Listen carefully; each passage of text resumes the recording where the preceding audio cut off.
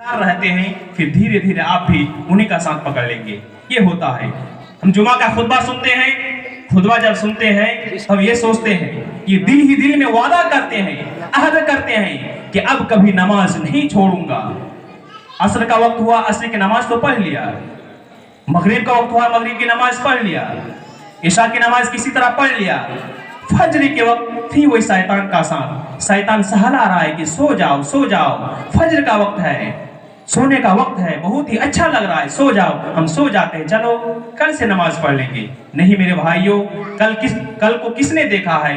कल को किसी ने नहीं देखा है। इसलिए हमें अभी से ये तहैया करना होगा कि हमें अपने अंदर तकवा पैदा करना है, हमें अपने अंदर अल्लाह का खौफ पैदा करना है, अल्लाह का डर पैदा करना है।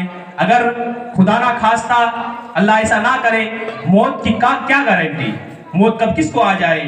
अगर हम ये सोचते हैं कि चलो आज तो नमाज छूट गई, हम कल से पढ़ लेंगे, क्या कल किसको देखा, हो सकता है इसी बीच में आपकी मौत आ जाए, तो फिर आपका क्या हश्र होगा। इसलिए कभी भी कल का इंतजार नहीं करना चाहिए। हमेशा जो भी करना है उसी वक्त से तहैया करना है कि हमें ये काम करना है तो अभी से करना है, कल का इंतजार नहीं करना चाहिए।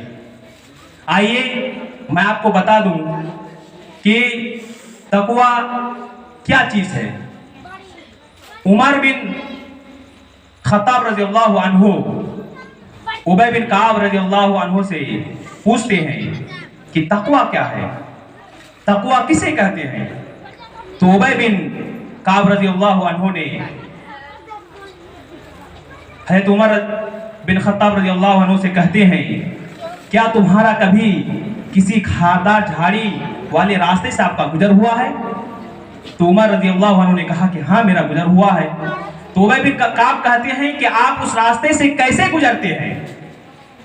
तो उमर रज़ियल्लाहु अन्हु कहते हैं कि जब मैं उस रास्ते से गुजरता हूं तो अपने दामन को बढ़िया से समेट लेता हूं, अपने कपड़ों को समेट लेता हूं, फिर आगे देखते हुए, दाएं देखते हुए, बाएं देखते हुए बहुत ही मोहतात तरीके से बच बच कर उस रास्ते से गुजरता हूं, उस रास्ते को कतई करता हूं, उस रास्ते को तय करता हूं।